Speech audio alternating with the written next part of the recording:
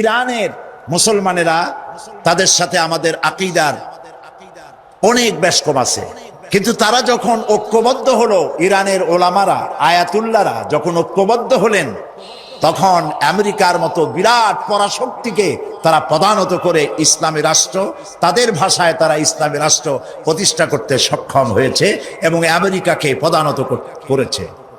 এখানে আয়াতুল্লাহ খমিনীর একটি কথা আমার মনে পড়ে, কি সাহস তার! ইমান আকীদা যাই থাকুক, আকীদার প্রশ্নে আমরা আপোষ করব না, কিন্তু এই কথাটা তো বলতেই পারি। যখন আমেরিকা তাকে বলেছিল যে আমার দূতাবাস থেকে যে 56 জনকে গ্রেফতার করা হয়েছে আমেরিকান, এদেরকে ছেড়ে দাও, তা না হলে তোমার খাদ্য রসদ আমেরিকা থেকে যত সাহায্য যায় সব বন্ধ করে দেওয়া হবে। আয়াতুল্লাহ খমেনি জবাব দিয়েছিলেন আমেরিকান প্রেসিডেন্টকে, তুমি কারে খাবারের ভয় দেখাও? যেই জাতির বছরে 1 মাস না খাইয়া থাকা ফরজ, সেই জাতি তোমার খাবারের অপেক্ষা করবে? তোমার মতো কাফেরদের খাবারের কোনো পরোয়া আমরা করি না। মুসলমানেরা যখন ঐক্যবদ্ধ হয়েছিলেন, আল্লাহ তাদেরকে বিজয় দান করেছিলেন সেখানে। ঠিক এমনি করে পাকিস্তানে যখন সর্বশ্রেণীর ওলামায়ে কেরাম মুত্তাহিদায়ে আমল, মজলিস মুত্তাহিদায়ে আমল এ নাম করে যখন একটি সংগঠন কায়েম করলো, সমস্ত ফিরকার মাকতুবায়ে খেয়ালে সমস্ত আলেমরা যখন ঐক্যবদ্ধ হলো, পৃথিবীকে অবাক করে দিয়ে ইসলামী শক্তি সেখানে বিজয় লাভ করলো। ঠিক অনুরূপ ভাবে বাংলাদেশ বিগত সরকার এইখানে অত্যাচার করেছে আলেমদের উপরে, এবং সবচাইতে বেশি দুশ্মনী করেছে তারা আলেমদের সাথে। আলেমরা ছিল তাদের জীবনের দুশ্মন। যে কবি তার কবিতার মধ্যে লিখেছে, ফজরের নামাজ যখন, ফজরের আজান যখন শুনি, মনে হয় যেন বেশ্যা তার খরিদ্দার ডাকতেছে। নাউজুবিল্লাহ। ইতিহাস সাক্ষী, সেই ব্রিটিশ খেদাও আন্দোলন থেকে শুরু করে 2001 সালের 1 অক্টোবরের নির্বাচন পর্যন্ত ওলামারা যেখানে ঐক্যবদ্ধ হয়েছে সেখানেই বিজয় এসেছে।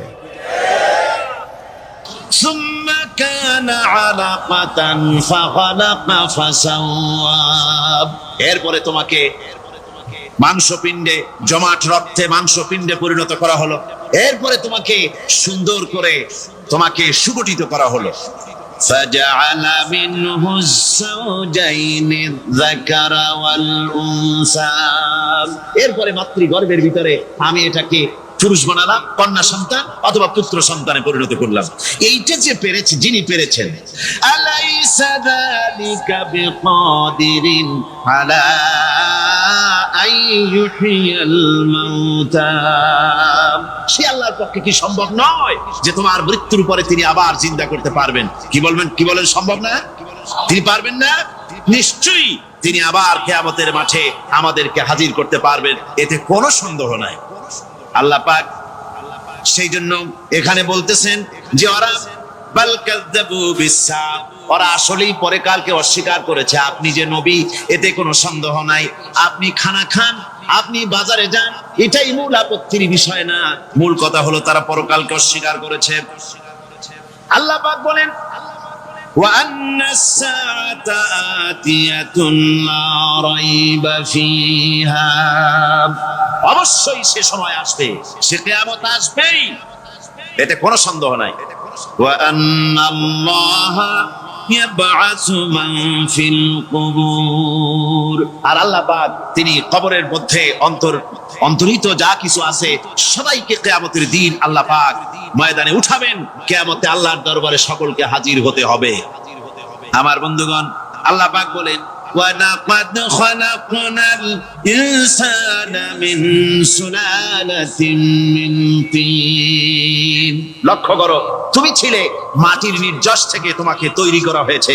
শুধু মাটির নির্যাস থেকে তোমাকে কোনো মডেল ছাড়া, কোন ধরনের আদর্শ ছাড়া, কোন ধরনের নমুনা ছাড়া তোমাকে সৃষ্টি করা হবে।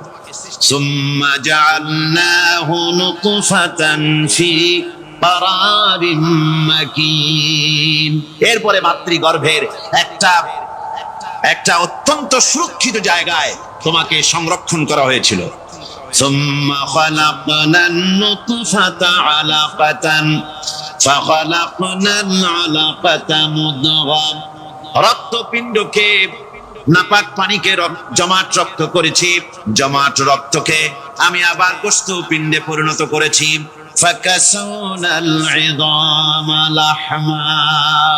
এরপরে সুন্দর করে চামড়া দিয়া গোশত দিয়ে একটা আকৃতি তোমাকে দান করেছি। সুম্মা আনশানাহু খালকান আখারা ফাতাবারাকাল্লাহু আহসানুল খালিকিন। এরপরে সুন্দর একটা বিশেষ একটা আকৃতি দিয়ে তোমাকে আমি সুন্দর করে সুগঠিত করে তোমাকে তৈরি করেছি। সুম্মা ইন্নাকুম বা'দা যালিকা লামাইতুন। এরপরে আমি আল্লাহ রাব্বুল আলামিন তোমাকে মৃত্যু দেব, অবশ্যই তোমাকে মৃত্যুবরণ করতে হবে। সুম্মা ইন্নাকুম ইয়াওমাল কিয়ামাতি তুবআতুন। এরপরে কিয়ামতের দিন আসবে, ওই বিশেষ মুহূর্ত আসবে, সেই নির্দিষ্ট সময় আসবে, ওই কিয়ামতের মাঠে আল্লাহর দরবারে তোমাদের সকলকে উঠতে হবে, কোনো সন্দেহ তাতে নাই। আল্লাহ পাক বলছেন وَأَعْتَدْنَا لِمَنْ كَذَّبَ بِالسَّاعَةِ سَعِيرًا। আমার এই পরকালকে, এই আখিরাতকে, কিয়ামতের দিনকে যারা অস্বীকার করবে, যারা মিথ্যা মনে করবে, আমি তাদেরকে জ্বলন্ত আগুনের শাস্তি তাদের জন্য রেখেছি। জোরে বলেন নাউজুবিল্লাহ। সেই কিয়ামত যে দিনটা আল্লাহ পাক মানুষের জন্য রেখেছেন, সেই কিয়ামতের অবস্থা বড়ই মারাত্মক। মানুষেরা তা জানে না। মানুষ যদি তা বুঝতে পারতো, জানতে পারতো, তাহলে মানুষেরা গুনাহের কাজ করতে পারতো না। আপনারা কি চিন্তা করেন, ওই যে কাফেরগুলি মক্কার জীবনে, রাসূল পাক সাল্লাল্লাহু আলাইহি ওয়াসাল্লামের মক্কি জিন্দেগিতে যে সমস্ত মানুষগুলি চুরি করতো, ডাকাতি করতো, জিনা করতো, বদমাশি করতো, মানুষ হত্যা করতো, এই লোকগুলি ফিরে আসতো কিসের কারণে? তাদেরকে এই আখিরাতের কথা বলা হয়েছে, এই পরকালের কথা বলা হয়েছে।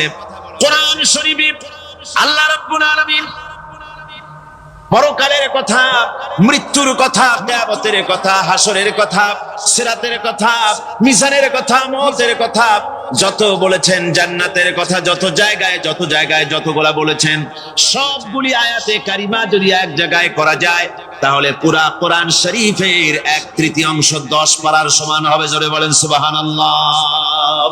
যেহেতু পরকালের চিন্তা ছাড়া মানুষের জীবন পরিচ্ছন্ন হতে পারে না, সুন্দর হতে পারে না, অপরাধ মুক্ত হতে পারে না।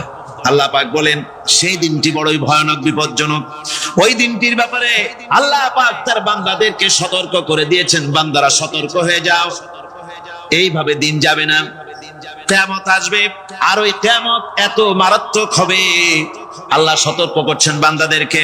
ইয়া আইয়ুহান নাসু তাকু রাব্বাকুম ইন্না যালজালাতাস সাআতি শাইউন আযীম।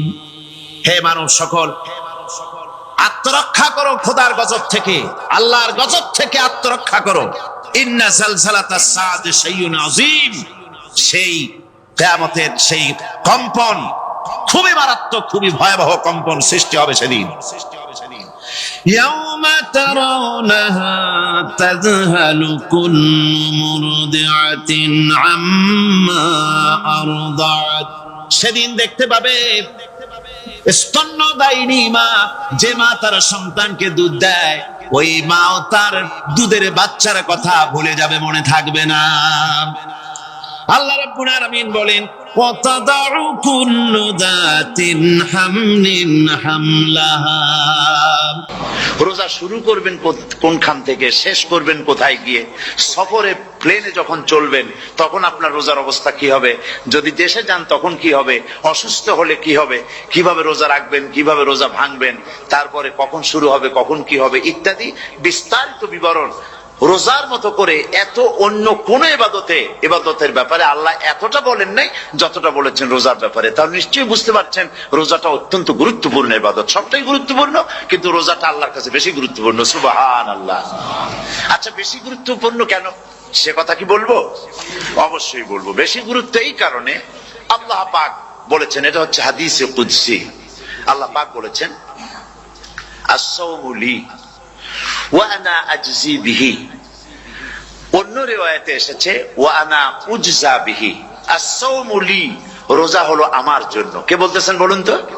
আল্লাহ পাক বলছেন রোজা হচ্ছে আমার জন্য, রোজার পুরস্কার আমি দেব।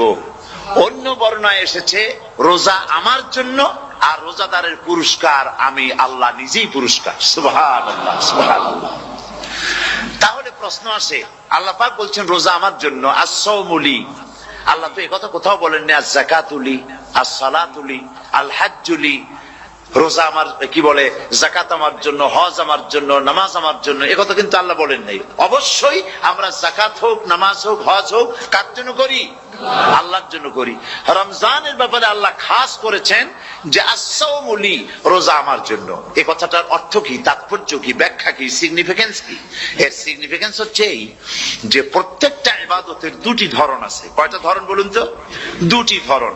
একটি ধরন হচ্ছে বাহ্যিক, আর একটা হচ্ছে আভ্যন্তরীণ। প্রত্যেকটা ইবাদতের দুটি দিক আছে, একটা মানুষকে দেখানো আর একটা ভেতরের। যেমন নামাজ, একটি লোক নামাজ পড়ে না, কিন্তু এমন একটা সমাবেশের মধ্যে পড়ে গেছে, সবাই নামাজ পড়ে। এখন আমি যদি নামাজ না পড়ি তাহলে লোকে বলবে কি? তখন উজু আছে কি না আছে দাঁড়ায় গেল, আল্লাহু আকবার। তাহলে দেখা গেল নামাজ আল্লাহর জন্য পড়ে, আবার মানুষের জন্য দেখাবার জন্য করে। যাকাত এটা দেয় মানুষে, তার নিয়তটাকে আল্লাহ পাক ভালো জানেন। কিন্তু কিছু লোক তেমন আছে, যাকাতের নামে লুঙ্গি, আমাদের দেশে আছে, এখানে কি করে আমি জানি না, লুঙ্গি শাড়ি কিনে তারপরে বাড়িতে সব জমা করে এরপরে গরিবদের দাওয়াত দেয় এবং সকলকে দেখায় এইভাবে লুঙ্গি দিল, শাড়ি দিল, লোকেরা দেখলো যে যাকাত দিল, খুব যাকাত দিয়েছে। কোরবানির ব্যাপারে এভাবে বিরাট একটা গরু কিনলো, কিনে মানুষকে দেখাইলো। চট্টগ্রামে আছে সবচেয়ে বড় দামের গরু একটা কিনে গরুর গলায় মালা একটা পরাইয়া তারপরে শহর ঘুরায়। এখন অবশ্য এটা কমে গেছে আগের থেকে অনেক। মানুষ দেখুক যে ও মুখে এই গরুটা কোরবানি করেছে। এটা কি কোরবানির জন্য হলো না মানুষকে দেখাবার জন্য হলো? হজ, টাকা আছে, লোকেরা বলবো কি যে এত টাকার মালিক তাও হজে যায় না, সুতরাং যাই একটু হজ করে আসি। তাহলে হজ করা গেল, আবার মানুষকে দেখাবার জন্য করলো। দুটি জিনিস আছে। কিন্তু একমাত্র রোজা যদি কেউ রাখে মানুষকে দেখাবার জন্য, সকাল থেকে শুরু করে সন্ধ্যা পর্যন্ত না খাইয়া কোনো পাগলও থাকবে না। বলেন আপনারা ঠিক কিনা? সে তো মানুষকে দেখাবার জন্য দাঁত পরিষ্কার করে নিল, আর দুপুরে ভাত খাই নিল, বউতেও টের পাইল না। পারবে কিনা? পারবে। টয়লেটে গিয়ে খাই নিল ভালো করে, কোন একটা আড়াল জায়গা নিয়ে খেয়ে গেল, বাচ্চাও দেখলো না, বউতেও দেখলো না, খেয়ে নিল। তাহলে সে তো রোজা রাখলো না। আল্লাহ পাক বলছেন as-সাওমুলি, রোজা হচ্ছে আমার জন্য। যে রোজা রাখে আমার জন্যই রাখে, মানুষকে দেখাবার জন্য সারাদিন না খেয়ে থাকার কোনো প্রশ্নই ওঠে না। সুবহানাল্লাহ। সুতরাং রোজা যে রাখলো সে আমার জন্যই রাখলো। ওয়া আনা আজজি বিহি, রোজার পুরস্কার আমি আমার হাত দিয়ে দেব। সুবহানাল্লাহ, আমার হাত দিয়ে দেব। ম্যানেজার যদি বলে এই কাজগুলি করলে পরে বেতন, নির্ধারিত বেতন পাবা, আর এইটা যদি করো তাহলে বেতনটা আমি দেবো আমার হাত দিয়া, তাহলে এমপ্লয় যারা তারা বুঝতেই পারবে যে মালিক যখন নিজেই দেবে তাহলে ম্যানেজারের মতো দেবে না, মালিক মালিকের মতোই বড় করে দেবে। তো আল্লাহ পাক ফেরেশতাদের কাছে এটা রাখেন নাই, সব নাকি তোমরা লেখো গিয়া, আর রোজার সওয়াব আমার হাত দিয়ে আমি দেব। সুবহানাল্লাহ। এরপরে আল্লাহ পাক বলছেন, অন্য রিওয়ায়াতে এসেছে রোজা আমার জন্য, আর রোজাদারের পুরস্কার আর কিচ্ছু না, রোজাদারের পুরস্কার আমি আল্লাহ নিজেই পুরস্কার হয়ে যাব। সুবহানাল্লাহ। হাদিস শরীফে এসেছে রোজা রাখলে পরে ক্ষুধার কারণে, খালি পেটে থাকার কারণে টক্সিন জাতীয় এক প্রকারের গ্যাস তৈরি হয় পেটের ভেতরে, স্টমাকের মধ্যে, ফলে মুখে এক রকমের দুর্গন্ধের সৃষ্টি হয়। নবীজি বলেছেন রোজাদারের মুখের থেকে যে গন্ধ বের হয় আল্লাহ পাকের কাছে রোজাদারের মুখের গন্ধ মেশক আম্বারের চাইতে বেশি পবিত্র। আপনার মুখের গন্ধটাও আল্লাহর কাছে পবিত্র। রোজাদারের জন্য, রোজাদারদের জন্য জান্নাতের একটি দরওয়াজা খাস করে রাখা হয়েছে, যার নাম রায়্যান। এই দরওয়াজা রোজাদারদের জন্য, কেবলমাত্র রোজাদারেরা সেখান থেকে প্রবেশ করবে, আর কেউ প্রবেশ করতে পারবে না। এই রোজাদারদের সম্পর্কে আল্লাহ পাক বলেছেন, হাদিস শরীফে এসেছে, বুখারী শরীফের হাদিস, রাসূল করিম সাল্লাল্লাহু আলাইহি ওয়াসাল্লাম বলেছেন, লিসাইমে ফারহাতান, ফারহাতুন ইনদা ফিতরিহি ওয়া ফারহাতুন ইনদা লিকাই রাব্বিহি। রোজাদারের জন্য দুইটা খুশি। কয়টা খুশি বলুন তো? কে বলছেন? আল্লাহ রাসূল বলছেন রোজাদারের জন্য দুইটা খুশি। লিসাইমে ফারহাতান, দুটি খুশি। ফারহাতুন ইনদা ফিতরিহি, একটা একটা খুশি হচ্ছে ইফতারের সময়। এই ফিতরিহি দুটি কথা, এই একটি কথার দুটি ব্যাখ্যা হয়। একটা হচ্ছে ইফতারের সময়, ইফতারের কথা বলা হয়েছে, আর ঈদের কথাও এর মধ্যে বলা হয়েছে। ইফতারের সময় হলে একটা খুশি, আর একটা খুশি হচ্ছে ইনদা লিকাই রাব্বিহি, যখন রোজাদারের সঙ্গে আল্লাহ পাক দেখা করবেন তখন হবে আরেকটা খুশি। তার মানে হচ্ছে রোজাদারদের সঙ্গে স্পেশাল আল্লাহ রাব্বুল আলামিন সাক্ষাৎকারের ব্যবস্থা করবেন। সুবহানাল্লাহ।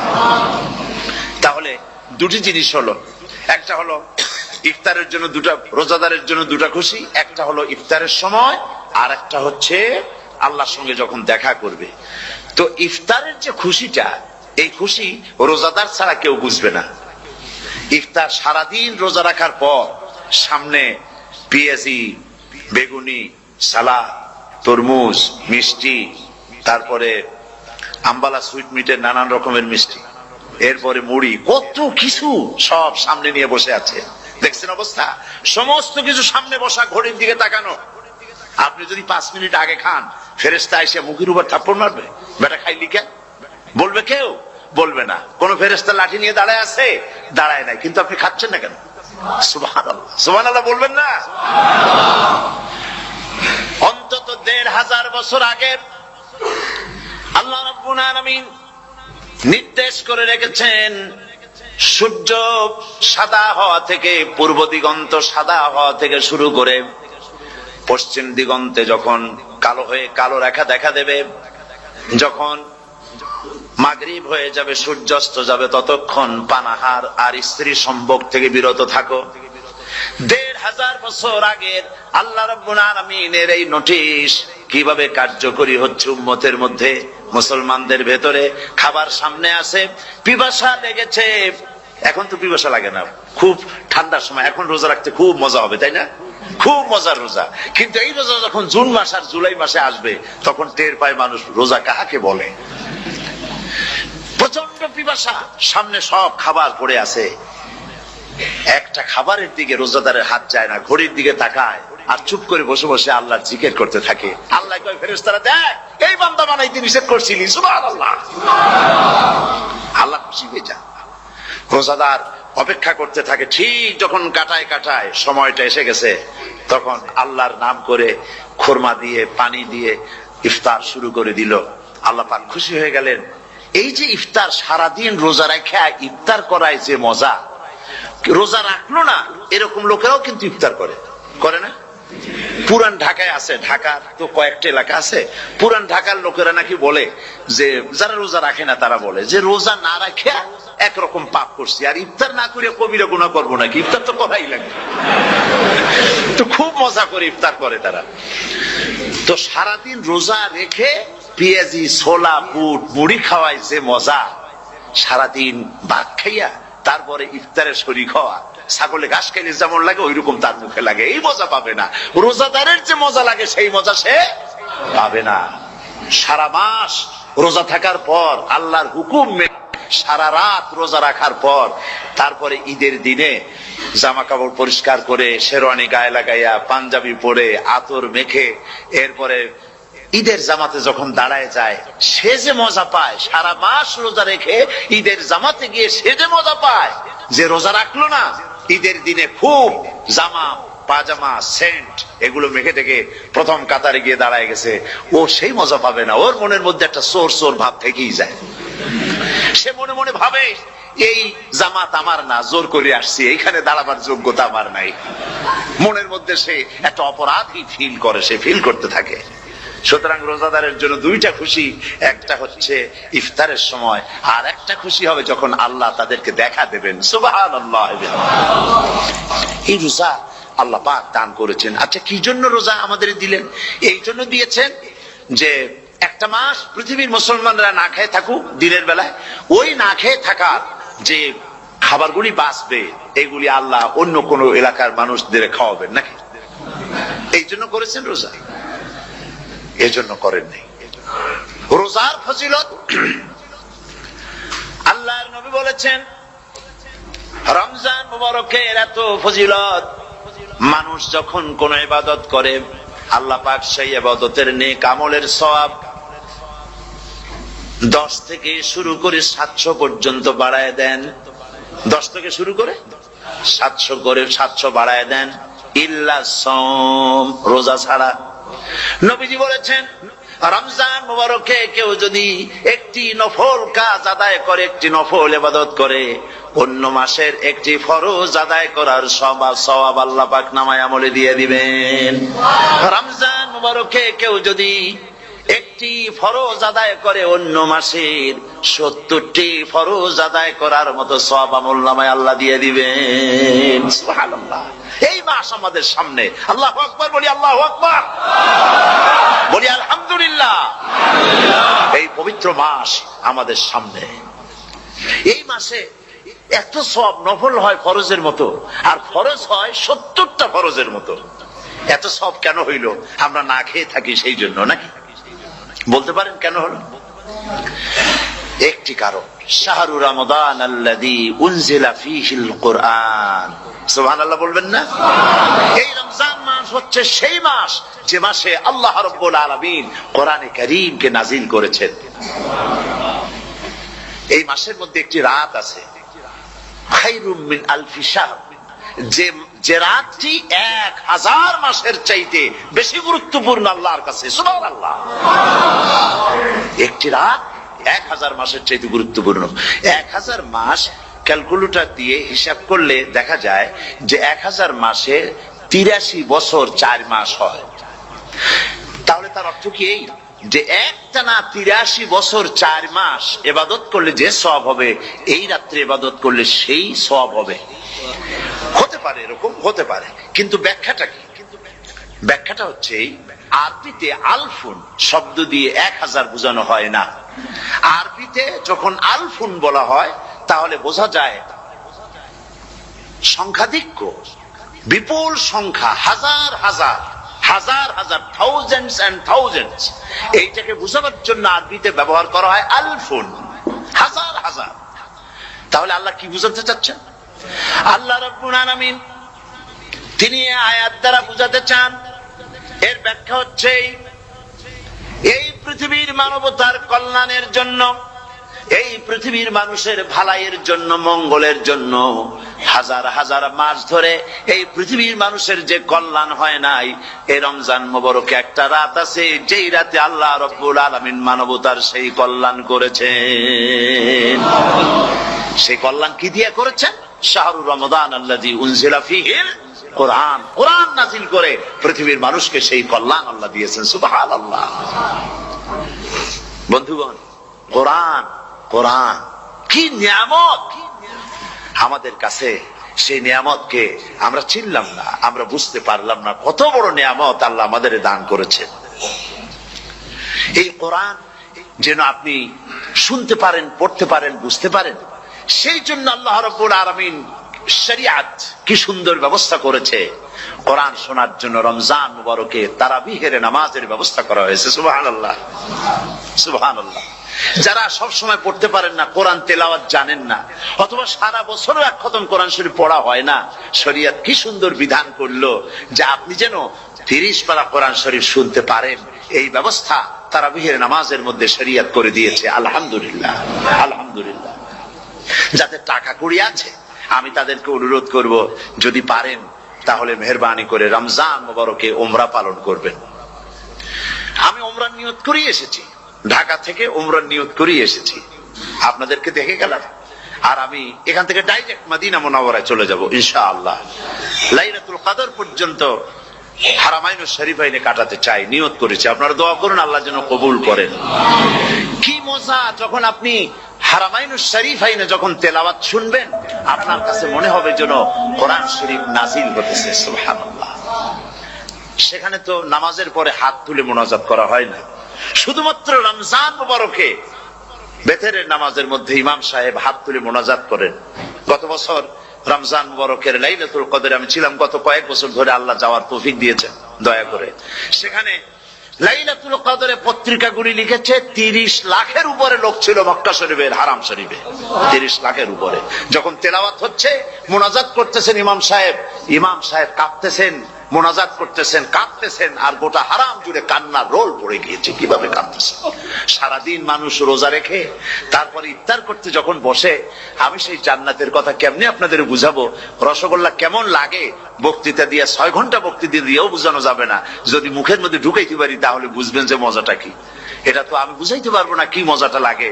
সারাদিন রোজা রাখার পর সমস্ত লক্ষ লক্ষ মুসল্লিরা বসে আছে মক্কা শরীফে, কাবা শরীফ সামনে, এখানে বসে আছে। রোজাদারের সামনে আছে জমজমের পানি আর মদিনা মুনাওয়ারার খুরমা। আল্লাহর ঘর সামনে, জান্নাতের থেকে আর কাকে বলে? সুবহানাল্লাহ। আর মসজিদে নববীর ভিতরে মদিনার আকর্ষণ কাশাস আলাদা। মদিনা শরীফের আপনাকে যদি পাইয়া যায় কোন আরব, কোন মাদানী, আপনারা ছাড়বেই না, আদর করে পাশে বসাবে। তোমারে আমি এই জিনিস খাওয়াবো, এইটা দিয়ে ইফতার করাবো, আমার কাছ দিয়ে তুমি উঠতেই পারবে না। আপনাকে জোর করে বসায় দিবে মসজিদে নববীতে, রিয়াদুল জান্নাহ, রাসূল করিম সাল্লাল্লাহু আলাইহি ওয়াসাল্লামের কবর শরীফের কাছে বসে আপনি ইফতার করতেছেন। কত বড় নসিব! সেই জন্য আমি বলি, হলিডে করার জন্য আমেরিকা, সিঙ্গাপুর, হাবিজাবি এই সমস্ত ঘুরে কোনো লাভ নাই। হলিডে করতে চান, রমজান মুবারকে চলে যান হারামাইনুল শরীফাইন, মদিনা আল মুনাওয়ারা, মক্কা আল মুকাররমা। কপাল খুলে যাবে, জিন্দেগীর সমস্ত গুনাহ খাতা আল্লাহ পাক মাফ করে দিবেন। রাসূল করিম সাল্লাল্লাহু আলাইহি ওয়াসাল্লাম বলেছেন, রমজান মুবারকে যে উমরা করলো সেজন্য হজ আদায় করলো। সুবহানাল্লাহ। অন্য রিওয়ায়াতে এসেছে, যে ব্যক্তি রমজান মুবারকে উমরা করলো সেজন্য আমার সাথে হজ আদায় করলো। সুবহানাল্লাহ। তো বলতেছিলাম যে কোরআনে কারীম হচ্ছে একটি বিরাট নিয়ামত। এই নিয়ামত শোনানো হয় রমজান মুবারকে। আমি এবার এসে খুব খুশি হলাম একথা শুনে যে ইস্ট লন্ডন মসজিদ তারা একটা ব্যবস্থা করেছে, সুন্দর একটা রেডিও তারা আবিষ্কার করেছে। না কি করছেন আপনারা? ট্রান্সমিটার তৈরি করেছেন। ওনারা ওখানে রেডিও বিক্রি করেন। আপনারা বহুটা খরচ করেছেন, তারা হাজার হাজার পাউন্ড খরচ করে টাওয়ার বানিয়েছেন এবং একটা ফ্রিকোয়েন্সি তারা নিজেরা নিয়েছেন, আর রেডিওগুলি 125 পাউন্ড করে ওনারা দিচ্ছেন খরচ হিসেবে। এটা যারা নিয়ে যায় ঘরের মধ্যে বসে তারাবিহের তেলাওয়াত তারা শুনতে পাবেন। মহিলারা অনেক সময় আসতে পারেন না, মহিলারা ঘরে বসে শুনতে পারবেন। ওই ইস্ট লন্ডন মসজিদে যত ওয়াজ হবে, তেলাওয়াত হবে, নামাজ হবে, আজান হবে, ওয়াজ হবে, জিকির হবে, সব আপনার ঘরে বসে আপনি শুনতে পারবেন। আল্লাহ রাব্বুল আলামিন এই ইকদামকে, এই পদক্ষেপকে আল্লাহ কবুল করুন, সবাই বলেন আমিন। এবং প্রত্যেকের ঘরে ঘরে এই রেডিও পৌঁছে যাক, আমরা বলি আমিন। আল্লাহ যেন কবুল করেন। আপনি ঘরে বসে মসজিদের সমস্ত প্রোগ্রাম পেতে পারবেন। আর কি সুন্দর, সেখানে যিনি তেলাওয়াত করেন, আজান দেন, আলহামদুলিল্লাহ, তার আজান শুনলে পরে তো মনে হয় যে আমি মক্কা শরীফে চলে গেছি, মদিনায় চলে গেছি। আর তেলাওয়াত কত সুন্দর, আলহামদুলিল্লাহ। আল্লাহ তার প্রতি রহম করুন, আমরা বলি আমিন। সুতরাং বলতেছিলাম যে এই পবিত্র রমজানুল মুবারক, এটি কি জিনিসটা, কি জিনিসটা বুঝাবার জন্য আমি বলি, যেমন এই ঘড়িটা এটা কেনার পর 2-1 বছর পর এটা ফাস্ট হয় অথবা কি হয়, স্লো হয়ে যায়। তখন এটাকে সারার জন্য আমরা হসপিটালে দেই। হসপিটাল মানে লন্ডন হসপিটাল না, ঘড়িরও হসপিটাল আছে। তো ঘড়ির হসপিটালে দিলাম, ওরা এটাকে দেখে শুনে ওয়াইলিং করে টরে দিল ঠিক মতো। একবার যদি ঠিক করে দিল, আবার আমার 1-2 বছর চললো, আর কোনো ডিস্টার্ব করবে না, ঠিক কিনা? আপনার গাড়ির ইঞ্জিন যদি কোন রকমের অসুবিধা করে, তাহলে গাড়ির ইঞ্জিনকে ওভারহোলিং করতে হয়, ইঞ্জিন ডাউন দিতে হয়।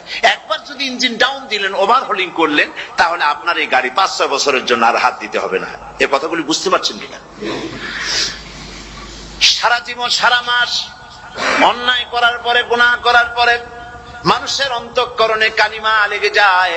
আল্লাহ রাব্বুল আলামিন রমজান মুবারকের একটা ব্যবস্থা করেছেন, ইঞ্জিন ওভারহোলিং এর মতো, ইঞ্জিন ডাউন দেওয়ার মতো।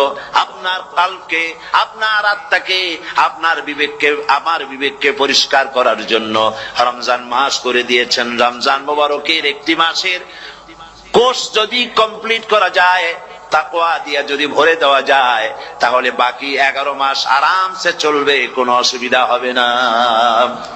নবীজি বলেছেন, রমজান মুবারকে মাস আসার সঙ্গে সঙ্গে আল্লাহ রাব্বুল আলামিন তিনি জান্নাতের সমস্ত দরজাগুলি খুলে দেন, আর জাহান্নামের সব দরজাগুলি আল্লাহ রাব্বুল আলামিন বন্ধ করে দেন।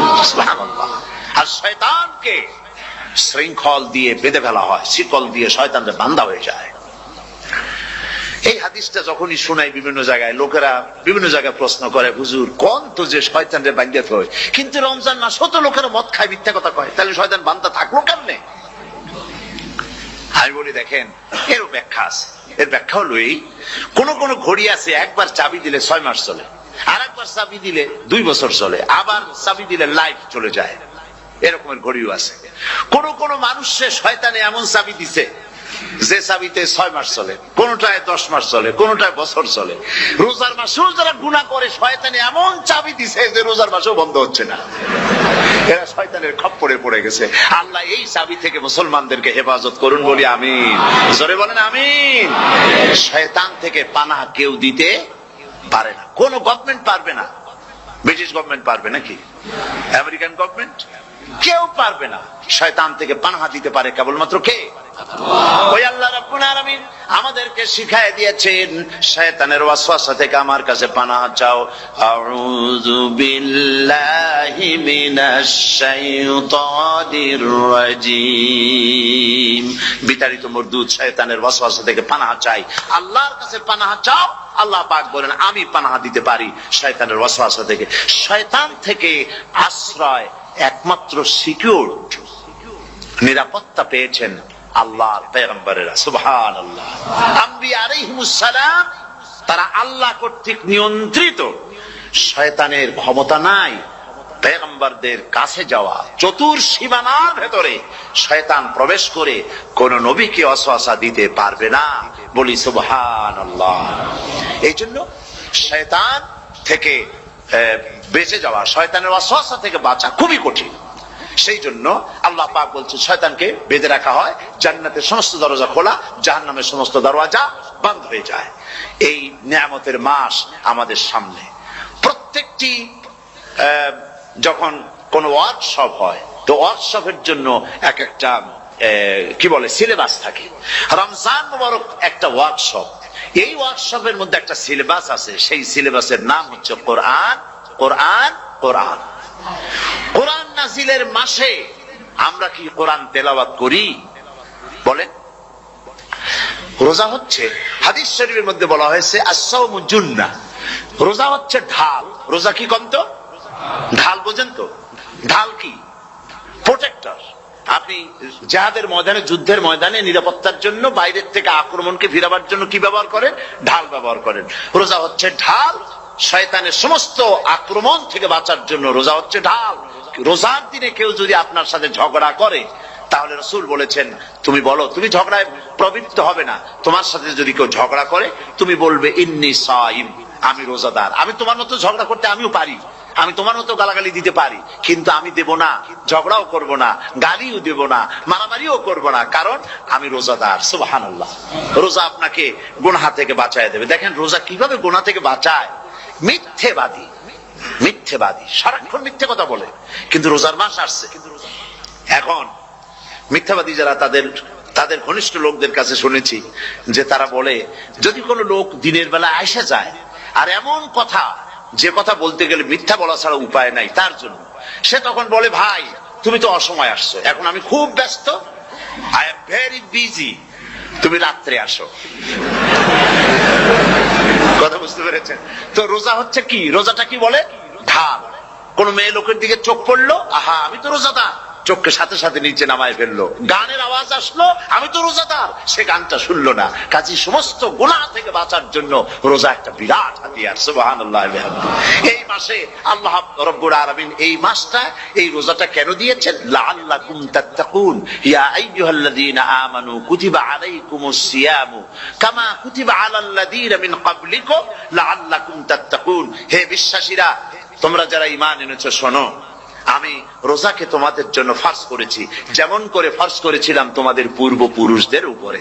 রোজা শুধু আমাদের উপরে ফরজ হয়েছে তা না, আমাদের আগে যারা যেসব নবীরা আসছিলেন তাদের উপর রোজা কি ছিল? ফরজ ছিল। সুতরাং এই রোজা তোমাদের উপরে ফরজ। এই জন্য লাআল্লাকুম তাত্তাকুন, যাতে করে তোমরা কি হতে পারো? পরেজগার হতে পারো। কি হতে পারো?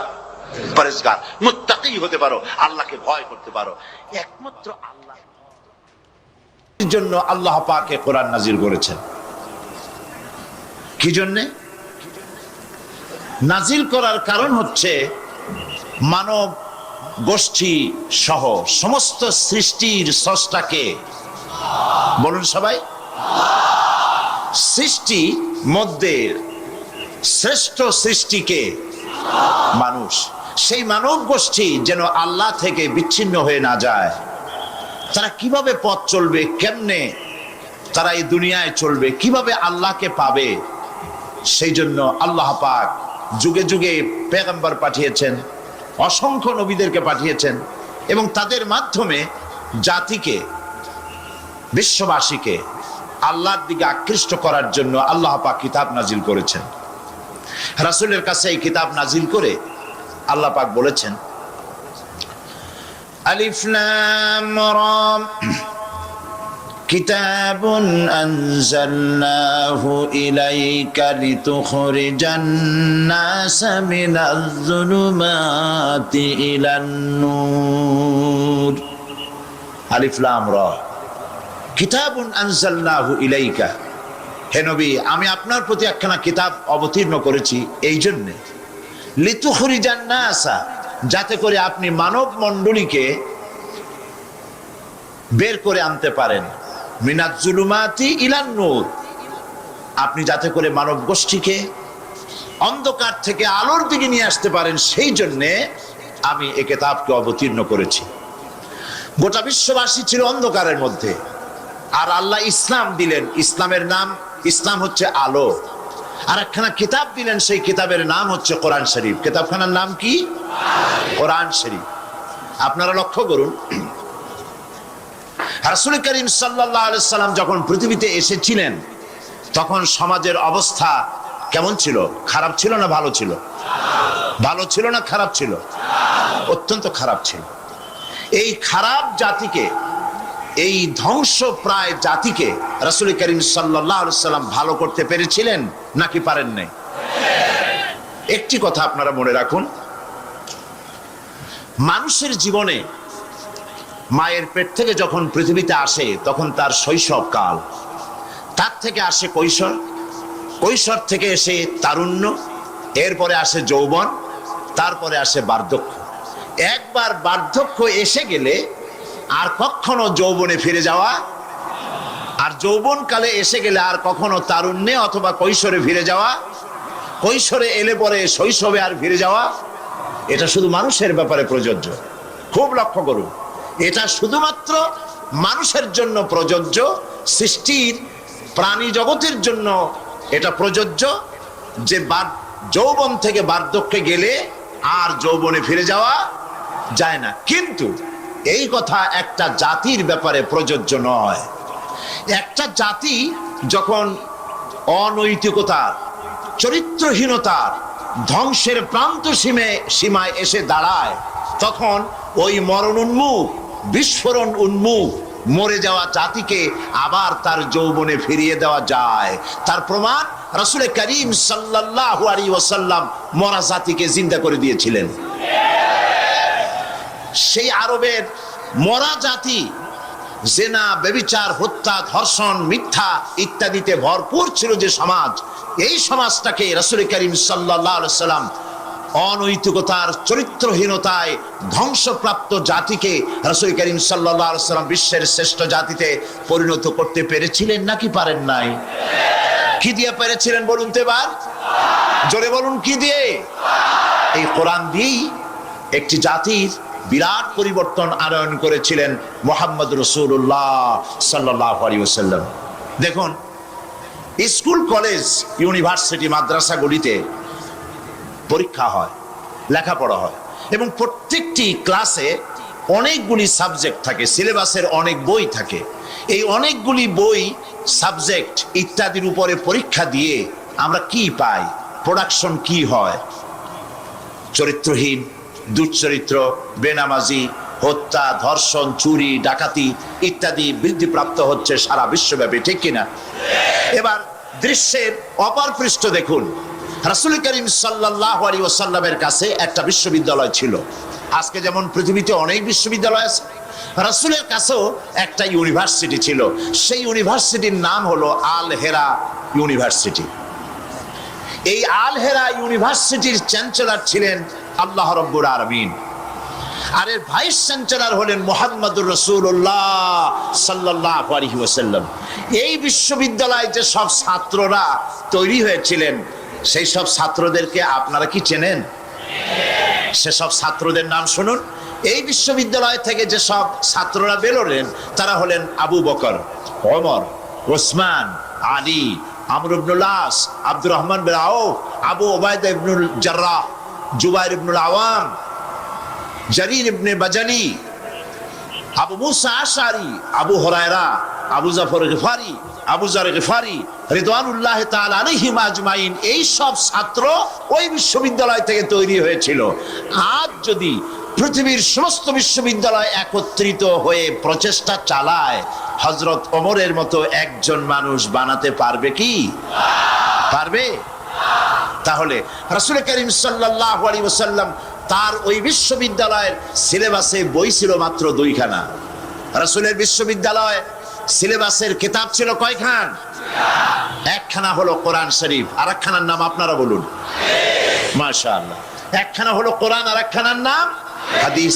কোরআন আর হাদিস দিয়ে রাসূল করিম সাল্লাল্লাহু আলাইহি ওয়াসাল্লাম সিলেবাসের মাত্র 2খানা বই দিয়ে গোটা বিশ্বের মানব মণ্ডলীর বিরাট তাদের মস্তিষ্ক এবং চিন্তার জগতে আলোড়ন সৃষ্টি করেছিলেন। রাসূল যে সমাজ তৈরি করেছিলেন, ওই সমাজ পৃথিবীর মানুষের কাছে আর ফিরে আসে নাই। তবে হ্যাঁ, আসতে পারে, যেহেতু সিলেবাসের সে 2খানা কিতাব আজও আছে। না নাই? রাসূলুল্লাহ বলেছেন, খায়রুল কুরুনে কারনি, সর্বশ্রেষ্ঠ যুগ হচ্ছে আমার যুগ। সর্বশ্রেষ্ঠ যুগ কার? রাসূলের যুগ। আমি আপনাদের সামনে কোরআনে কারীমের তাফসীর পেশ করব ইনশাআল্লাহ। বলি ইনশাআল্লাহ। আমি ভাবতেও পারি নাই পত্র পত্রিকা পড়ে যে কোরআন শরীফের তাফসীরের মাহফিল ঢাকাবাসীরা এবার শুনতে পারবে। কিন্তু মাবুদের দয়া, কোরআন শরীফ কার? কোরআন শরীফ কার? তিনি ইচ্ছে করেছেন শোনাবেন, তাই শুনবার পরিবেশ আল্লাহ নিজেই তৈরি করেছেন। সমস্ত প্রশংসা আমার রবের। জোরে কোন আলহামদুলিল্লাহ। আমি আপনাদেরকে তাফসীর শোনাবো ইনশাআল্লাহ। তবে সাংবাদিকরা চলে যাবেন, আমাদের প্রিয় সাংবাদিক বন্ধুগণ, ওনারা চলে যাবেন তাড়াতাড়ি করে, যেহেতু তাড়াতাড়ি ওনারা না গেলে পত্রিকায় জায়গা পায় না। এই জন্য প্রতি বছর আপনারা জানেন যে আমি যা আলোচনা করতে চাই তার একটা জিস্ট, সামান্যতম কিছু কথা তাদের জন্য আমি বলি, যাতে করে তারা পত্রিকায় দিতে পারেন। কারণ হলো এইখানে যত লোক আসছেন, এইটাই তো বাংলাদেশ, বাংলাদেশের পুরোটা না, সামান্য কিছু লোক আমরা আসছি। সারা দেশের মানুষ জানতে পারবেন ওনাদের মাধ্যমে, যদি ওনারা মেহেরবানি করে এটা পত্রিকায় হাইলাইট করেন। ঠিক কিনা বলেন? সেই জন্য আজকে আমি যে বিষয়ে আলোচনা করব তার একটা জিস্ট ওনাদেরকে দিচ্ছি, আপনারাও সেই ভাগে শুনে নেন। এবং এরপরেই আমি কোরআনে কারীমের তাফসীর শুরু করব। চিন্তা করেছি আমি আজকে সারাদিন যে কোন জায়গা থেকে শুরু করলে ভালো হয়। শেষ পর্যন্ত আমার খেয়াল এসেছে যে আমাদের মধ্যে ইমানের ঘাটতি পড়েছে। জাতির মধ্যে, জাতির ভিতরে সবচাইতে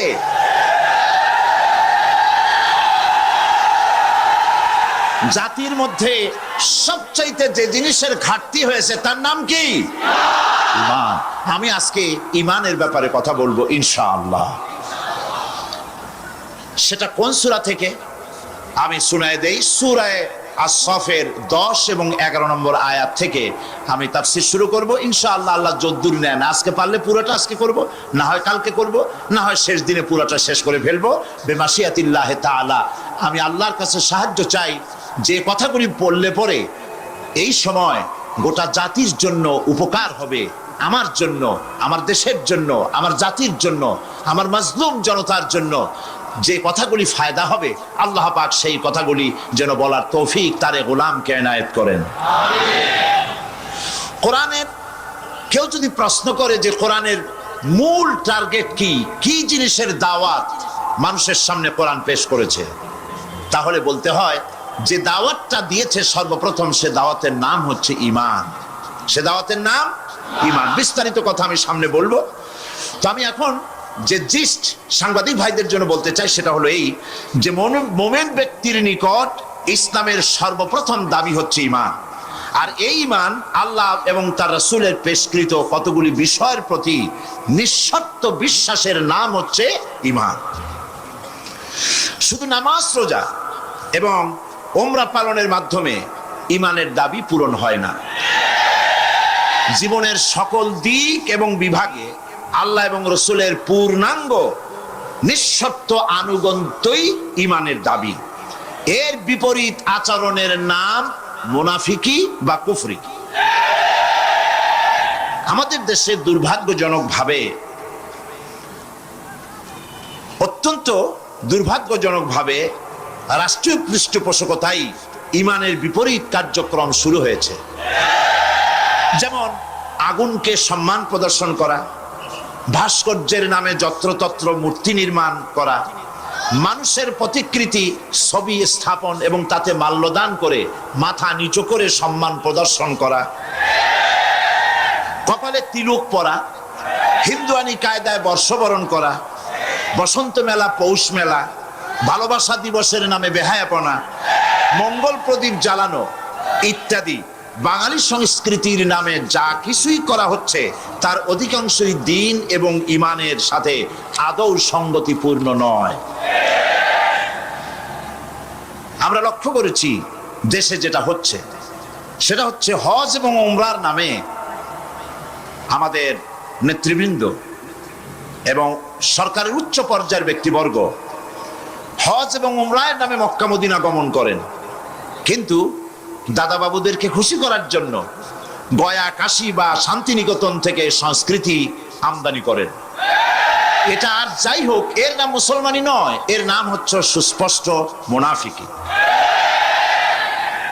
এখন অবস্থা দৃষ্টে যা আমরা দেখতে পাচ্ছি তা হলো এই, ধর্মনিরপেক্ষতার নামে ইসলামের ইতিহাস, ঐতিহ্য, সংস্কৃতি চিরতরে মুছে ফেলার জন্য মারাত্মক ষড়যন্ত্র চলছে। আরেকটি বিষয় হলো, দেশে জনগণের নিকট তাওহীদের ধারণা স্পষ্ট না থাকার কারণে শিরক আর বেদাত মারাত্মক আকার ধারণ করেছে। সবের নিয়তেই লোকেরা অজ্ঞতাবশত শিরক করছে, পীর পূজা, মাজার পূজা, আস্তানা পূজা করে মানুষ তাদের ঈমান নষ্ট করছে। অন্যদিকে সাধারণ মানুষের অজ্ঞতার সুযোগ নিয়ে স্বার্থান্বেষী মতলববাজ কিছু লোক নিজেদেরকে অলি সম্রাট, সুফি সম্রাট, হুসনাক সম্রাট ইত্যাদি দাবি করে ইসলামের বিকৃত ব্যাখ্যা দিয়ে জনগণকে বিভ্রান্ত করছে। তাসাউফের মতো মহান এবং পবিত্র বিষয়টিকে ব্যবসার হাতিয়ার বানিয়ে ওরস শরীফ, গোসল শরীফ, নরস শরীফ, খসরস শরীফ এর নামে কুল্লু শরীফ করে মুসলমানদেরকে বিভ্রান্ত করছে। এমত অবস্থায় প্রত্যেক মুসলমান নরনারীকে ইসলামের সর্বপ্রধান এবং সর্বপ্রথম দাবি ঈমানকে কোরআন এবং হাদিসের আলোকে বুঝে নিতে হবে এবং এর দাবি পঙ্খনাপঙ্খ রূপে মুসলমানদের মেনে চলতে হবে। এই হলো আজকের বক্তৃতার সারাংশ, আমি সাংবাদিক ভাইদের জন্য তুলে ধরলাম। কোরআনে কারীমের মূল দাওয়াত হচ্ছে ঈমান। সেই কথাটি কোরআনে কারীম থেকে আল্লাহ পাক বলছেন।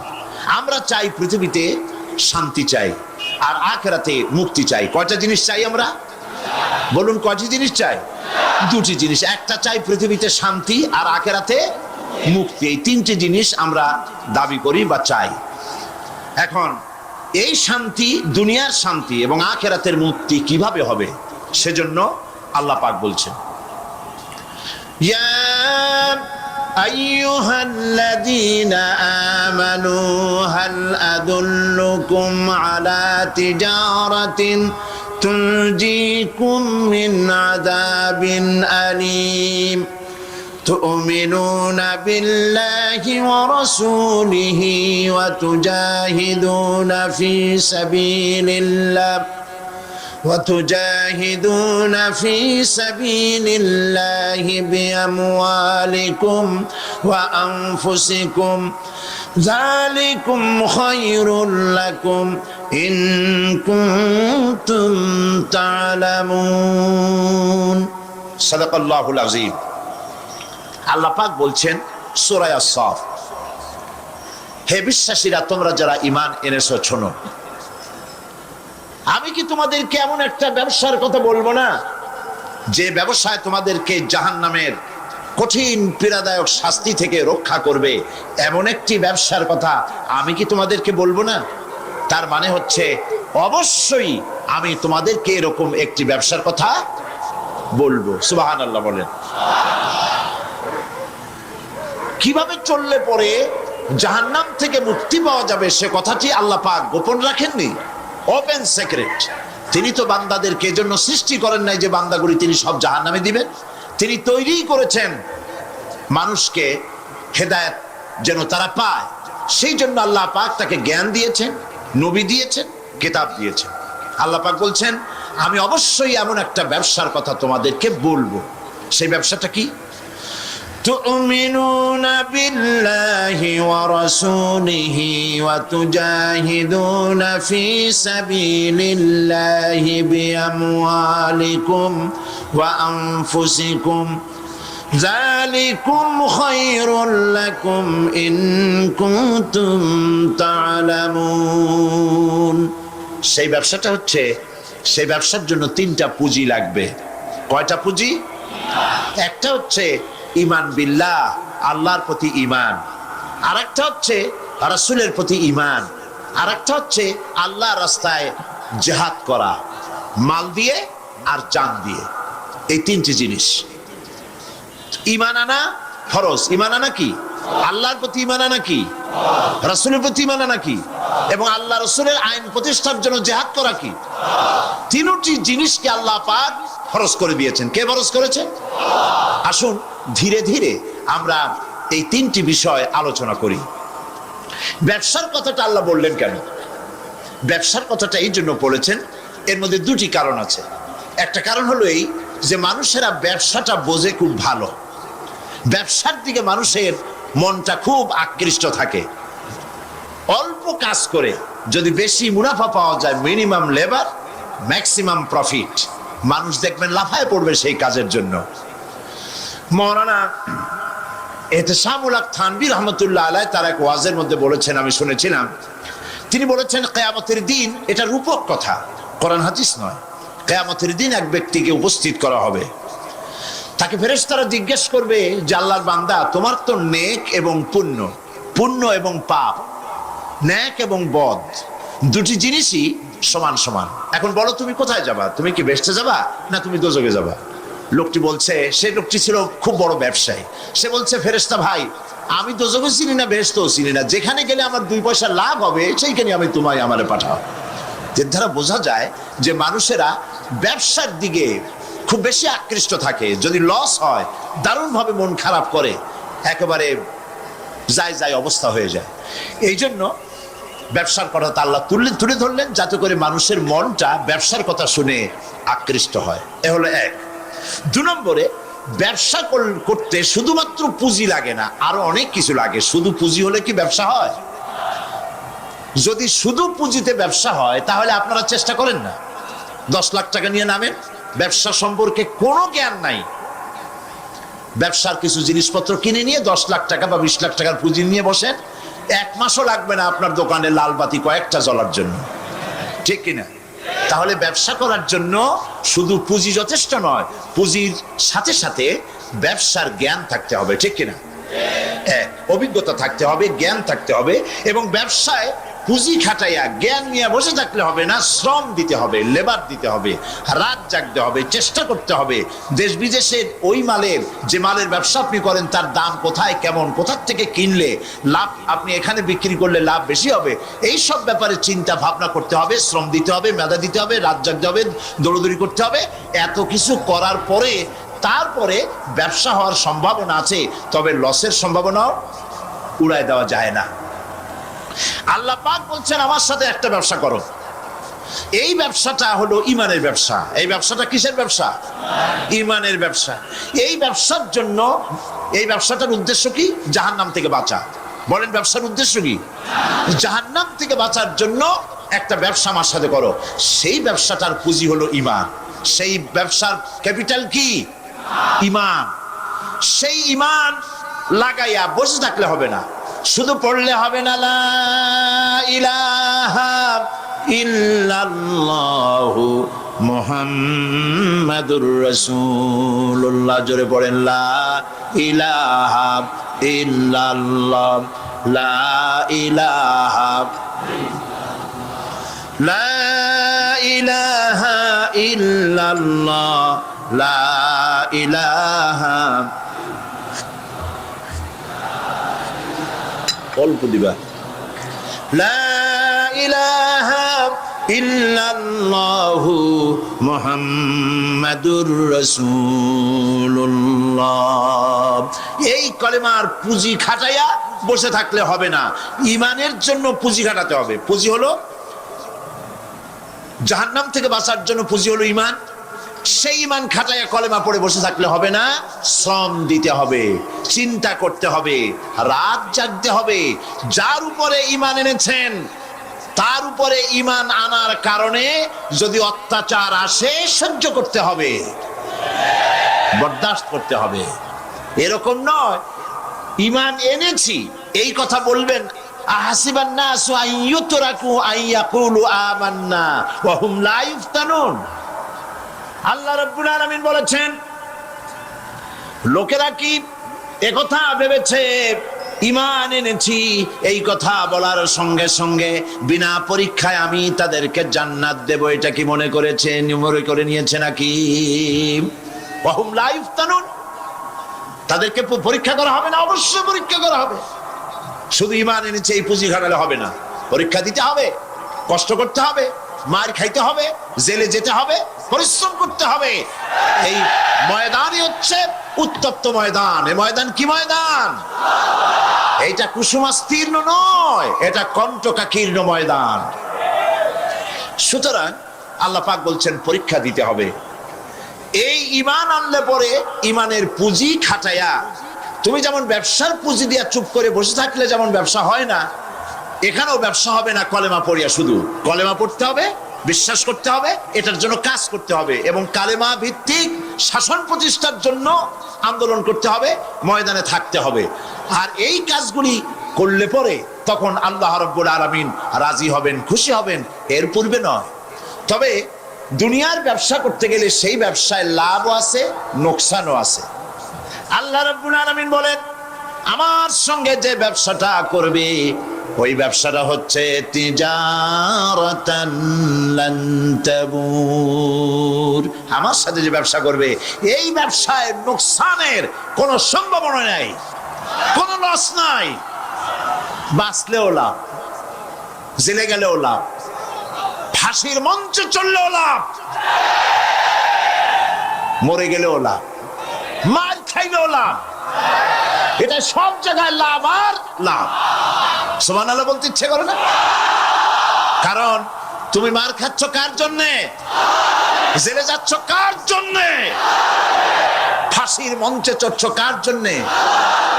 সুতরাং তোমার তো কোনো দুঃখ থাকার কথা নয়, তোমার তো কোনো চিন্তা থাকার কথা নয়। আমাকে তো আমার আল্লাহ শিখেই দিছেন কি, কুল ইন্না সালাতি ওয়া নুসুকি ওয়া মাহইয়ায়া ওয়া মামাতি লিল্লাহি রাব্বিল আলামিন। পড়েন আমার সাথে, সবাই পড়েন। ইন্না সালাতি ওয়া নুসুকি ওয়া মাহইয়ায়া ওয়া মামাতি লিল্লাহি রাব্বিল আলামিন। আল্লাহ পাক বলেন, বলো নিশ্চয়ই আমার নামাজ, আমার কুরবানি, আমার হায়াত, আমার মওত সবকিছু আল্লাহ রাব্বুল আলামিনের জন্য। কার জন্য? তাহলে মুমিনের কি কোনো দুঃখ থাকার কথা, কোনো কষ্ট থাকার কথা? নিশ্চয়ই নয়। মুমিন সর্বাবস্থায় আল্লাহর উপরে রাজি থাকবে, খাইরিহি ওয়া শাররিহি মিনাল্লাহি তাআলা। আমার উপরে যদি কোনো বিপদ আসে অথবা আমার যদি কোনো সুখ আসে, সবকিছু কার পক্ষ থেকে? হয়রান হওয়ার, পেরেশান হওয়ার কোনো কারণ নাই। আমার জন্য যা হয় তার মধ্যে কল্যাণ আছে। আমি বুঝি না কল্যাণটা কত দূরে, তবে কল্যাণ হবেই হবে ইনশাআল্লাহ। আল্লাহ পাক বলছেন, শোনো, আল্লাহর উপরে ঈমান আনতে হবে। তুমিনুনা বিল্লাহ। আমরা কি জাহান্নাম থেকে বাঁচতে চাই? তাহলে আল্লাহ পাক বলছেন আমার উপর ঈমান আনো। এখন আল্লাহর উপর ঈমান আনার জন্য 4টি শর্ত আছে। কয়টি শর্ত? মুখস্থ করেন। আল্লাহর উপর ঈমান আনার জন্য 4টি শর্ত। 1 নম্বরের শর্ত হচ্ছে আল্লাহ পাক আছেন, এটা বিশ্বাস করতে হবে। অনেক মুমিনও অনেক সময় প্রশ্ন করে বসে বিপদ দেখে, আল্লাহ কি আছে? এই চিন্তাই, এই ধরনের পেরেশানি আর হতাশ হয়ে কথা বলতে পারে কেবলমাত্র যাদের ইমান যত দুর্বল, বিপদে তারা তত বেশি হতাশ হয়।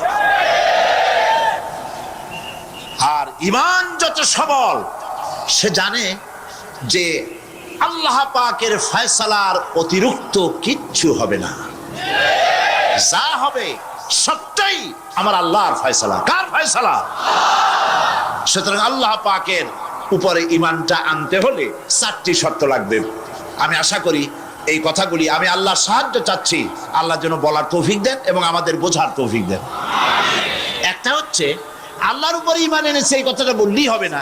ইমান এনেছি, 4টি শর্ত লাগবে। প্রথম হচ্ছে আল্লাহ আছেন, এটা স্বীকার করতে হবে, বিশ্বাস করতে হবে। 2 নম্বরে আল্লাহর গুণাবলী সহ আল্লাহকে বিশ্বাস করতে হবে।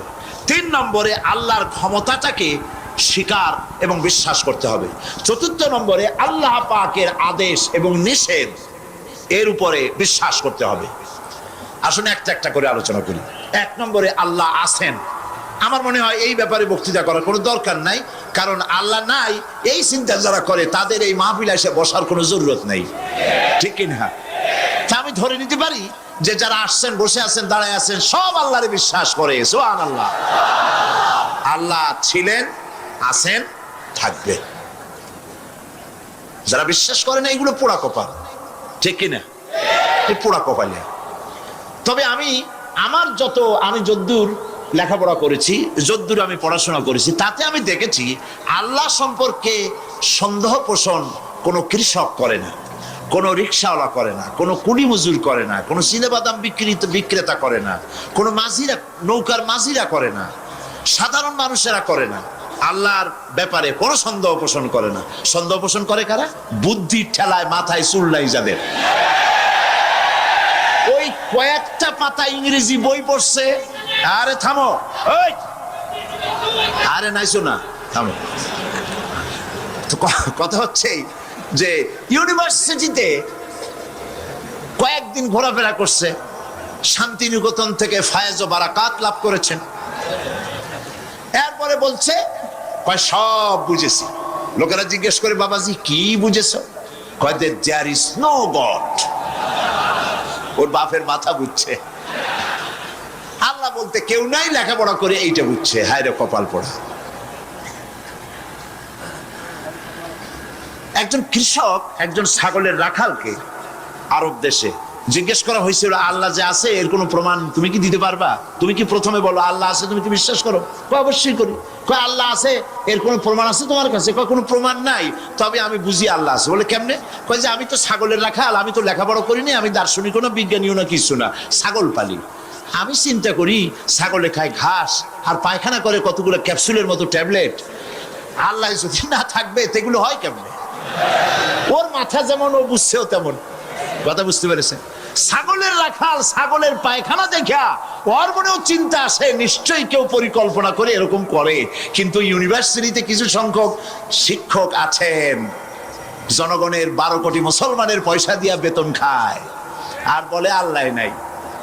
একজন তো এই কথা কয়ে মরিয়ে গেছে। মরার সময় বেচারা বুঝতে পারছে যে কবরে গেলে দশাটা কি হবে, সেই জন্য কবরে যাব না। বলে দিল আমার দাফন করবে না, কাফন দিবা না, জানাজা দিবা না, এমনি নিয়া ফেলাইতো। তারপরে কি বলে মেডিকেল কলেজে দিয়ে দিও, ছেলেরা আমাকে অপারেশন করিয়া কাটাছেড়া করিয়া অপারেশন শিখবে। তার ওসিয়ত অনুযায়ী কাজ হয়েছে। এত বড় বুদ্ধিজীবী, তো তার ওসিয়ত তো শোনাই লাগে। ওর কাফনও হয় নাই, দাফনও হয় নাই, গোসলও হয় নাই, কপালে নাই, কি হবে? তারপরে থুইছে বার্ডেমের মধ্যে। কিছুদিন পর তাকে পাঠানো হয়েছে মেডিকেল কলেজে। মেডিকেল কলেজের ছাত্ররা যখন শুনলো যে ওই লোকটার লাশ আসতেছে, ওরা দাঁড়ায় বলছে আল্লাহর হস্তে মাফ চাই, এই হুজুর এখানে আনবেন না। উনি বেঁচে থাকতে আল্লাহর অস্বীকার করছে। এখন ওনারে কাইটা যদি আমরা অপারেশন শিখি, তাহলে যে রুগীরে ধরবো যাও বাঁচবে, ওইটা মরবে। কাজী এটার ফিরা। এরপরে নিয়া কোনো জায়গায় নিল না, আবার নিয়া বার্ডেমের ডিপ ফ্রিজের মধ্যে রেখে দিছে। আমার এখন চিন্তা হয়েছে যে এই লাশটারে যদি এখন রাস্তায় ফালায় দেয়, কুত্তাও খাবে না। কারণ আমার দেশের কুত্তা, আমার দেশের কুকুরেরা এতটা অভদ্র না। যে কুকুরে এত পুরানা বাসি লাশ খাওয়ার মতো আমাদের কুকুর এত বেয়াদব হয় নাই, এতটা অসভ্য হয়ে পারে না। কাজী আল্লাহর সাথে যারা নাফরমানি করে আল্লাহ এরকম দেখান, তবে এগুলি বুঝবে কারা?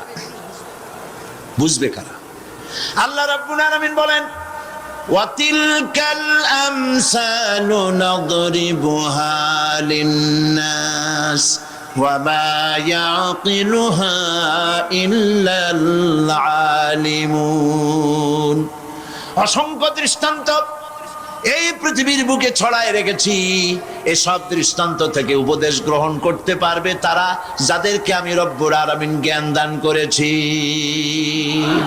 যাদের জ্ঞান দিয়েছি। ওরা তো জ্ঞান পায় নাই, ওরা পাইছে বুদ্ধি।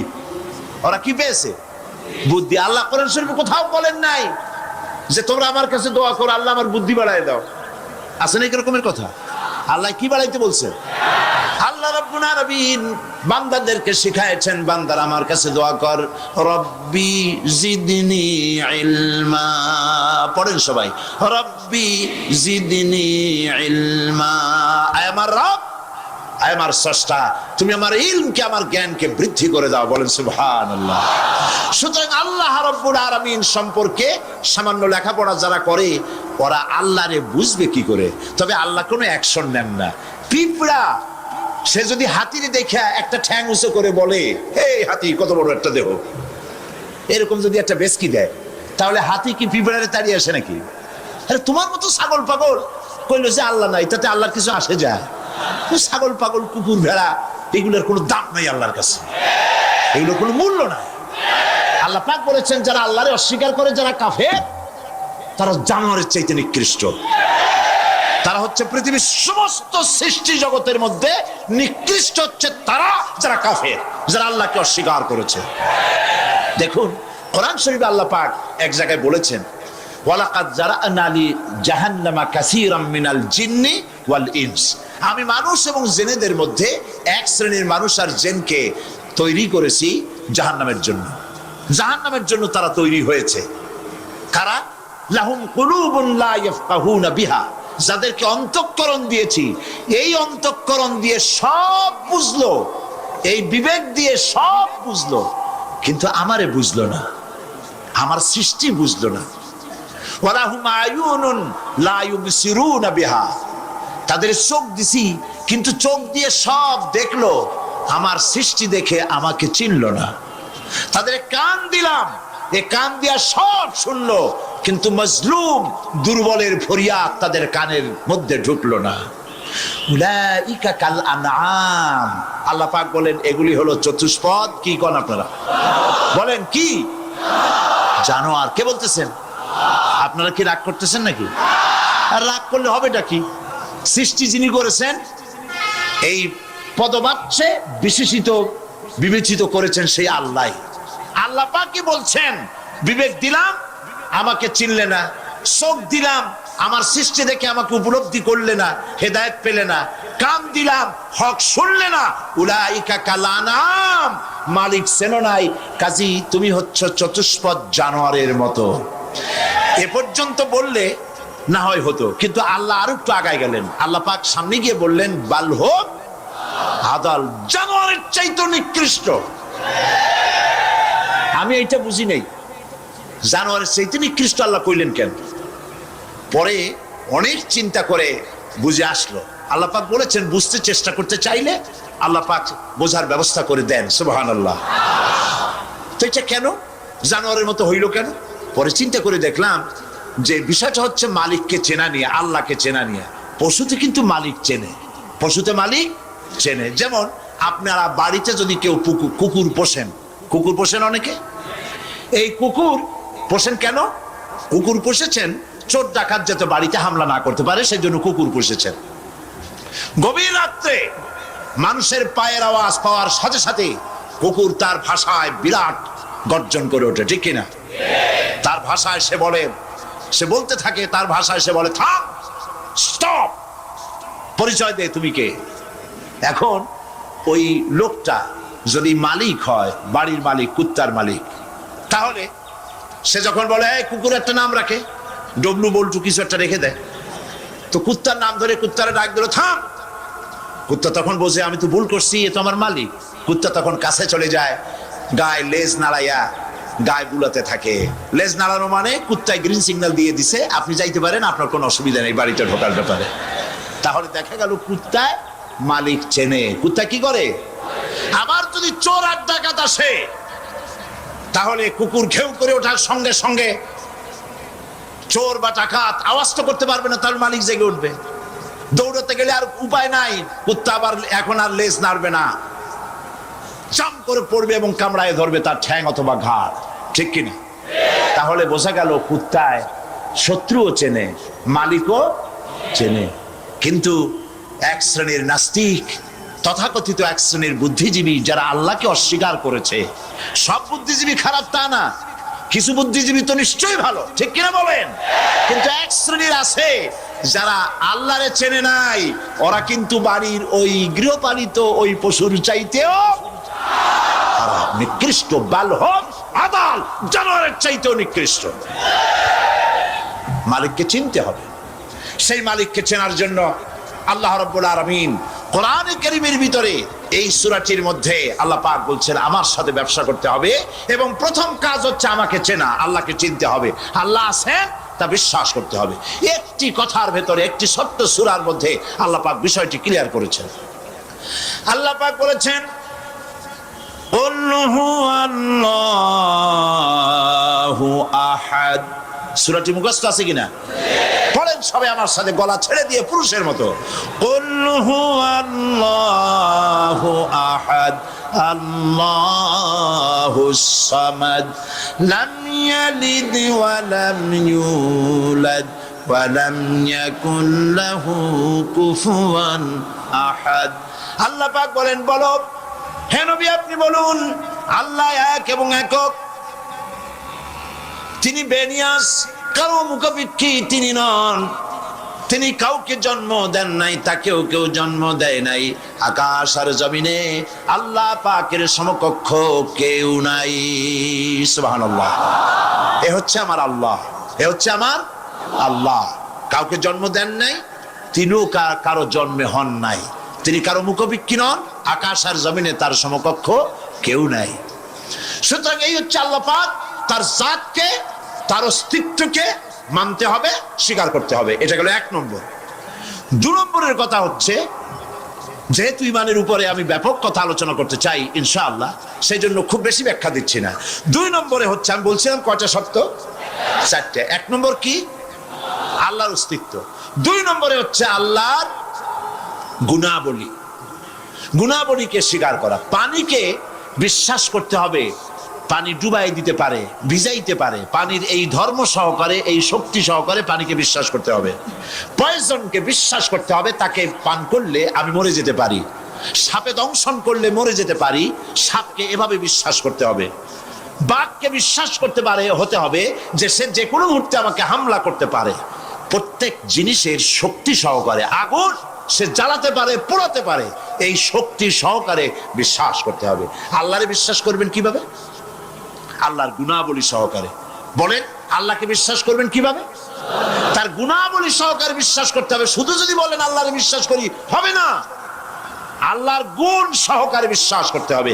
এক নম্বর গুণিত হচ্ছে আল্লাহ হচ্ছেন খালিক, তিনি হচ্ছেন স্রষ্টা। আল্লাহকে আমার স্রষ্টা, আমার রব, গোটা বিশ্বের রব, বিশাল আকাশের মালিক, জমিনের মালিক, বিস্তীর্ণ এই পৃথিবীর মালিক, সব কিছুর একচ্ছত্র মালিককে, আল্লাহ পাককে স্রষ্টা হিসেবে মানতে হবে। তিনি সৃষ্টি করেছেন, তিনি রব, তিনি সৃষ্টি করেন, তিনি প্রতিপালন করেন, তিনি পূর্ণতায় পৌঁছে দেন, এই হিসাবে তিনি তাকে বিশ্বাস করতে হবে। গোটা সৃষ্টিকে প্রতিপালন করার জন্য পানি দরকার। এই পানির বন্দোবস্ত কে করেছেন? বলেন, কে করেছেন? এই পৃথিবীর 4 ভাগের 3 ভাগ কি? বলেন কি? পানি। আর 1 ভাগ স্থল।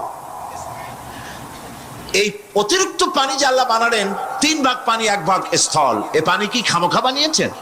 না, এই পৃথিবীকে বাঁচায় রাখার জন্যই আল্লাহ পাক পানি বানায় রেখেছেন, অতিরিক্ত পানি বানাইছেন। আবার ওই পানি সব জায়গায় পৌঁছতে পারবে না বলে আল্লাহ বিরাট জলাধার বানিয়েছেন, সমুদ্র, মহাসমুদ্র, বিরাট বিরাট দরিয়া, এতে পানি সব জায়গায় পৌঁছবে না বলে আল্লাহ পাক আবার খাল বানিয়েছেন, নদী বানিয়েছেন, বিল বানিয়েছেন, হাওর বানিয়েছেন, মাটির পরতে পরতে আল্লাহ পাক পানি রেখে দিয়েছেন। সুবহানাল্লাহ। তারপরে এতেও হবে না, সেই জন্য আল্লাহ পাক আবার সমুদ্র থেকে পানিগুলি তুলে মেঘমালায় পরিণত করে বৃষ্টির আকারে ফোঁটা ফোঁটা পানি দিয়ে কোথায় কোথায় শুকনা একটা বালুকণা আছে তাকেও খুঁজে বার করে পানি দিয়ে আল্লাহ পাক সিক্ত করে দেন, ভিজায় দেন। এ হচ্ছে আল্লাহ। তার এই প্রতিপালনের শক্তি সহকারে, গুণ সহকারে তাকে বিশ্বাস করতে হবে। সবকিছুর স্রষ্টা তিনি, মালিক তিনি। ওই আল্লাহ রাব্বুল আলামিন, তার গুণাবলী সহকারে বিশ্বাস করতে হবে। তার গুণ হচ্ছে তিনি খালিক, তিনি মালিক, তিনি রাজ্জাক।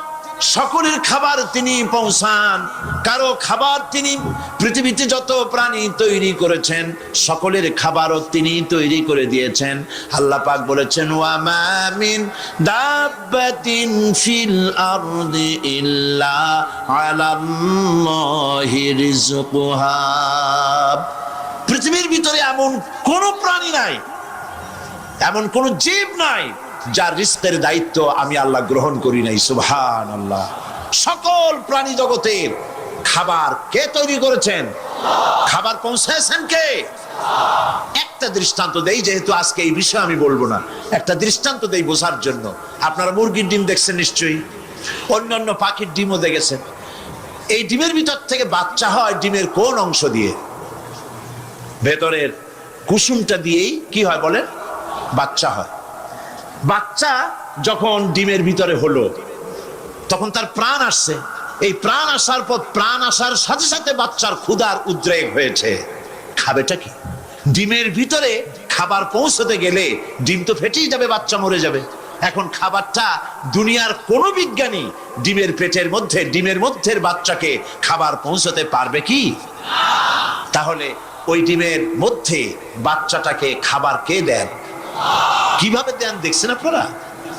কুসুমের বাইরে যে সাদা অংশটা থাকে এটা হচ্ছে প্রোটিন, এটা হচ্ছে খাদ্য।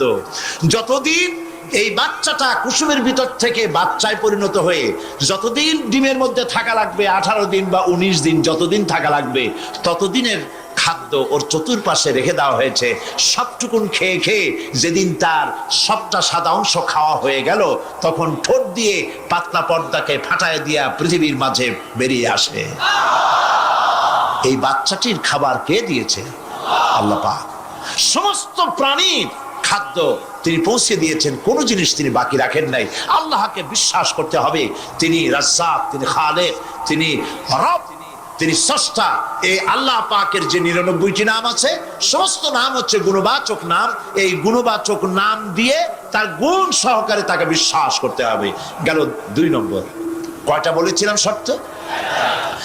3 নম্বর হচ্ছে আল্লাহ পাকের ক্ষমতা। আল্লাহরে বিশ্বাস করবেন ক্ষমতা দিয়ে। কি দিয়ে বিশ্বাস করবেন? ক্ষমতা দিয়ে। কি ক্ষমতা? আল্লাহ রাব্বুল আলামিন, তার ক্ষমতা হচ্ছে দিনকে রাত বানাতে পারেন, রাতকে দিন বানাতে পারেন, সাগরকে নগর বানাতে পারেন, নগরকে সাগর বানায় দিতে পারেন, পথের মানুষ ধরে, রাস্তার মানুষ ধরে প্রেসিডেন্ট বানায় দিতে পারেন, আবার প্রয়োজনে ফাঁসির মঞ্চে চড়াই দিতে পারেন। আল্লাহ রাব্বুল আলামিন জিন্দাকে মৃত্যু করেন, মৃত্যুকে জিন্দা করেন। সবকিছুর ক্ষমতা। ইন্নাল্লাহা আলা কুল্লি শাইইন কাদির। সমস্ত জিনিসের উপরে ক্ষমতা রাখেন কে? জোরে বলুন। সব জিনিসের উপরে প্রচন্ড ক্ষমতার মালিক। এই ক্ষমতা অ্যাপ্লাই করার জন্য আল্লাহ রাব্বুল আলামিনের কোনো বাটন টেপা লাগে না, সেনাবাহিনী ডাকার দরকার হয় না। শুধু বলেন 2টা অক্ষর। বলেন তো কি? মাশাআল্লাহ, আপনাদের ওয়াজ শুনেই মজা আছে, কারণ আপনারা বোঝেন। শুধু 2টা অক্ষর, কোন হও, সাথে সাথে হয়ে যায়। এটা 2টা ব্যাখ্যা আছে। একটা হচ্ছে যেটা আল্লাহ পাক এখনই চান সেটা কোন বলার সাথে সাথে তখনই হয়। আবার যেটা এখন চান না, কিছু পরে, সেটার জন্য কোন বলার সাথে সাথে সেটার হওয়ার প্রক্রিয়া শুরু হয়ে যায়। সুবহানাল্লাহ। দেখেন না, এই যে ভারতের আনজার, ভুজ, আহমেদাবাদ, এইখানে আল্লাহ অবিশ্বাসী লোক যারা, তারা বলে প্রকৃতির লীলা খেলা। তো প্রকৃতি এটা কি কোনো জানোয়ারের নাম যা আল্লাহর অবাধ্য? আল্লাহ যা বলে তা শোনে না? এক জায়গায় কাঁপাই দিয়ে সব ভেঙে চুরে শেষ করে দেয়, অথবা বন্যা হয়ে সব ডুবাই দেয়। প্রকৃতি কোনো জানোয়ারের নাম নয়। আল্লাহ পাক যখন যা ইচ্ছা করেন, ফাআলুল লিমা ইউরিদ, যা খুশি তাই করেন। আল্লাহর ইচ্ছে হয়েছে, বলেছেন। সঙ্গে সঙ্গে এ পর্যন্ত খবর যা পাওয়া গেছে, মৃতের সংখ্যা 2 লাখের ওপরে। আল্লাহ পাক ইচ্ছা করলে সব জায়গায় এটা করে দিতে পারেন। আমি ভূমিকম্প কেমনে হয় আমি সেটা দেখেছি। আজ থেকে কয়েক বছর আগে ক্যালিফোর্নিয়া, আমেরিকার একটি স্টেট, লস অ্যাঞ্জেলেসে ভূমিকম্প হয়েছিল। ওই দেশে রাস্তা আছে 2 তলা, 3 তলা, 4 তলা, ফ্লাইওভার গুলি 3 তলা 4 তলা পর্যন্ত। এই দৃশ্যটা ওয়াশিংটনের নাসা, যেখানে মহাশূন্য গবেষণাগারের কয়েকটা অফিস আছে, তার একটি অফিস আছে ওয়াশিংটনে। সেইখানে আমাকে নেওয়া হলো এবং আমি দেখলাম বিরাট স্ক্রিন, সেই পর্দায় দেখানো হলো ভূমিকম্পের দৃশ্য। দরিয়ার ভিতরে পানি যেমন রোলিং হয়, তুফান হয়, এইভাবে